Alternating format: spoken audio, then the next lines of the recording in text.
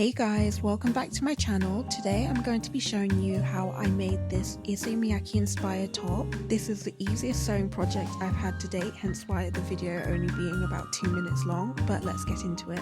The fabric that you need for this project is called pleated texture stretch fabric.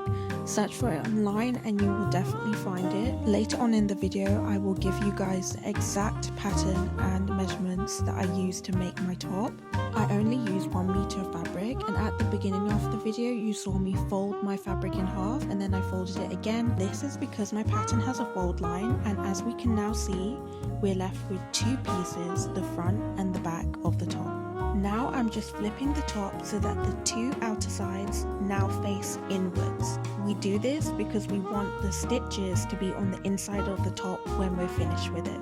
I always use my sewing clips to keep everything in place, and I've linked them in my bio site for you guys. Here's the shape of the pattern with the measurements that I used. Bear in mind I'm a size small to medium. The middle diagram is showing you exactly where to sew. So as you can see, we're only going to be sewing in 4 places, which is from the neck to the shoulders and then from underneath the armhole down to your waist. And you're going to do this on each side. On my sewing machine I used a zigzag stitch and my length and width were 3.5.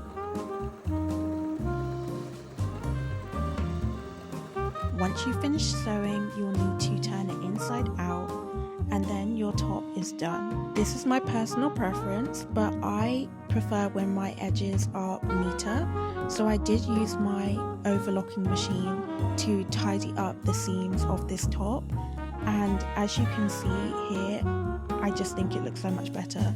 You can definitely still use the sewing machine for this project, but this is just my preference. And that's it. I hope you guys found this tutorial helpful. Don't forget to like, comment and subscribe. I'll see you guys soon.